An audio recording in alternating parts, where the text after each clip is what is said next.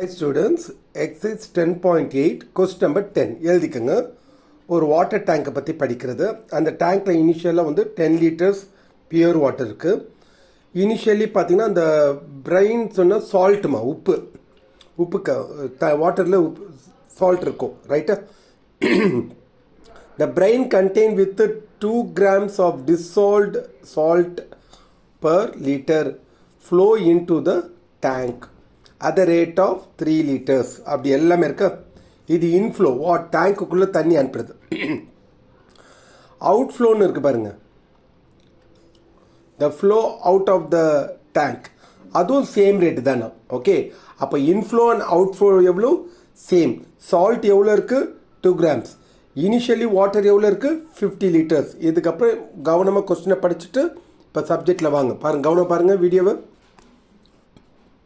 இந்த 10th some model example 10.30 இருக்குது, try பண்ணி பாருங்க இதே ஸ்டைலில்.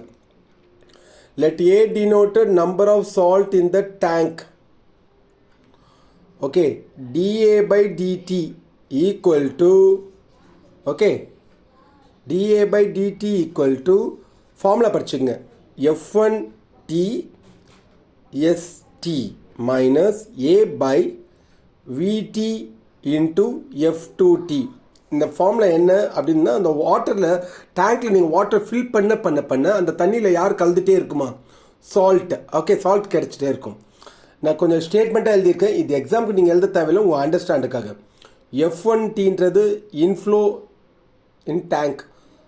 ஓகே, டேங்க்குள்ளே நீங்கள் தண்ணியை ஃபில் பண்ணுறது. ஓகே, அவுட்ஃப்ளோ தண்ணி வாட்டர் டேங்க்லேருந்து வெளியில் ஏறுறது, அதுதான் நான் எவ்வளோ கொடுத்துருக்காங்க 3 liters.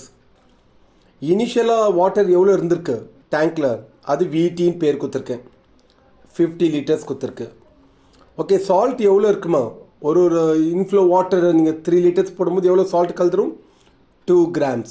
ஓகே, இதுதான் இந்த ஃபார்முலா உள்ள போய் போடணும், அவ்வளோதான். டேரெக்டாகவே இந்த ஃபார்முலா எழுதிட்டு இது உள்ளே வந்துருங்க. dA by dt F1S.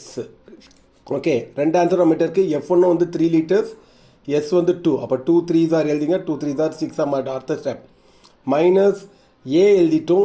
Initial எவ்வளோமா வாட்டர், இனிஷியல் வாட்டர் எவ்வளோமா 50 liters பையில் 50 போட்டிருக்கேன் இன்ட்டு F2. அவுட்ஃப்ளோ எவ்வளோ தான் 3 liters. ஓகே, அதுவும் போட்டாச்சு. இல்லை 3 காமனாக வெளியில் எடுத்துக்கோங்க.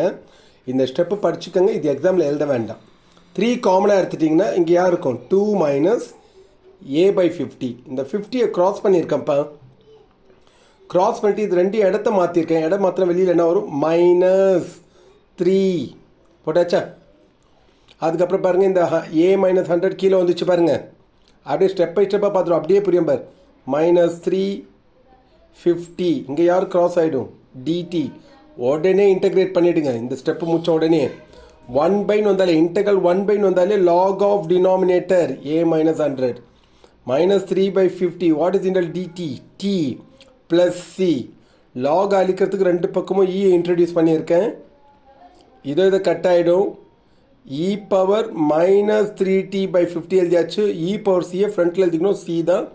இனிஷியல் டைம் 0, ஏவோட வேல்யூ அப்போ இனிஷியல் டைம் 0 தான். இனிஷியல் டேங்க் எம்டியாக தானே இருக்கும், ஏ 0. இந்த கண்டிஷனை இப்போ நம்ம போடுறோம். ஓகேவா, இதில் தான் போட போகிறோம். தோதோ ஏ இடத்துல 0, டி இடத்துல 0 போட்டால் இது வருமா, சியோட வேல்யூ கிடைச்சோன்னு நேராக சியோட பிளேஸ்லேயே போய் போடுறோம். இதில் போய் போடுறோம், அவ்வளோதான்.